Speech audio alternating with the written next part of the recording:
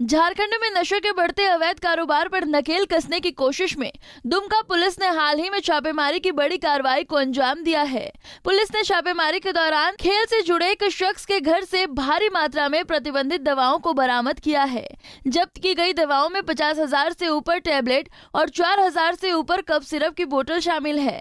Dumka police की तरफ से की गई छापेमारी में एक को गिरफ्तार भी किया गया है। हालांकि मामले का मास्टरमाइंड अभी पुलिस की गिरफ्त से बाहर है।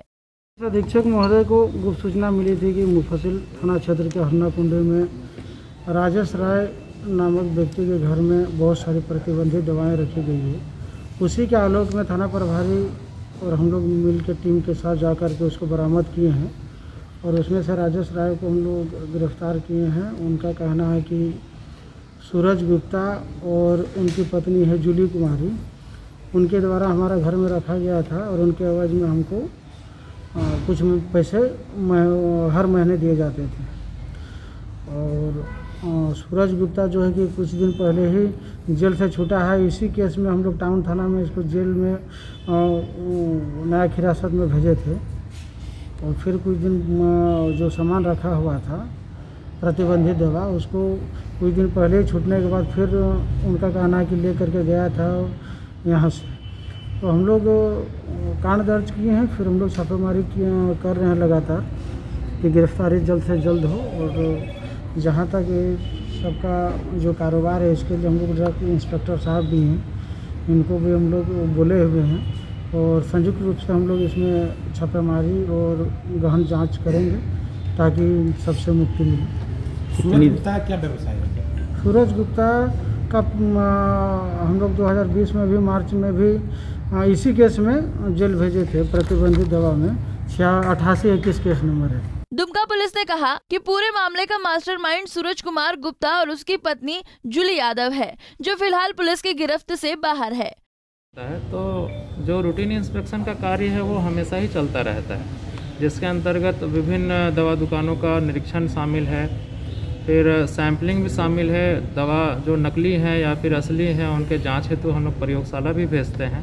क्योंकि मैं अगस्त 2021 से यहाँ पर पदस्थापित हूँ, अभी जितना भी सैंपल भेजा गया है जिसकी जांच रिपोर्ट आ गई है उसमें से कोई भी अभी तक नॉट ऑफ स्टैंडर्ड क्वालिटी नहीं है। इसलिए अगर ये भ्रम फैलाया जा रहा है कि यहाँ पर नकली दवाओं का व्यवसाय बहुत ही ज़ोर शोर से फल फूल रहा है, तो इससे मैं सहमत नहीं हूँ। क्योंकि वो तो टेस्ट रिपोर्ट गवर्नमेंट एनालिस्ट का आता है जो हमें बताता है कि ये असली है या फिर नकली है। अभी जो आप लोग जहाँ तक आपकी बात है, आप लोग कह रहे हैं कि प्रतिबंधित दवाओं, बिना वैलिड ड्रग लाइसेंस के दवाओं का खरीद बिक्री करना, संचयन करना, निर्माण अथवा यातायात करना वो अपने आप में ही प्रतिबंधित होता है। जहाँ तक जब्त औषधियों की बात है तो ये narcotics and psychotropic substances act के अंतर्गत आती हैं, जो मेडिकल प्रैक्टिशनर के प्रिस्क्रिप्शन के आधार पर ही खरीद अथवा बिक्री की जानी चाहिए।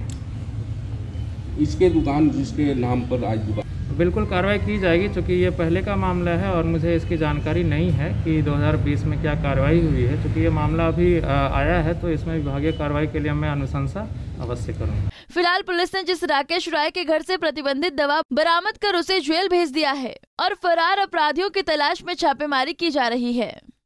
बिहार सरकार द्वारा शराबबंदी पर ज़्यादा जोर दे देने से अब वहां से हट करके झारखंड के दुमका जैसे ज़िले में शराब की अवैध डंपिंग कर यहां से शराब और नशीली दवाइयों को बिहार भेज करके अधिक कमाई करना तो अपराधियों का एक सबूत ही होता है और इसमें वे पूरी जोर शोर से लगते हैं। और फिलहाल यहाँ पुलिस 1-2 गिरफ्तारियाँ भी कर रहा है, लेकिन हो सकता है कि 1-2 गिरफ्तारियाँ जिसको पुलिस कर रही है वो इसके पीछे के छिपे बड़े अपराधी जानबूझकर करवा रहे हों ताकि उसकी तरफ ध्यान नहीं जाए।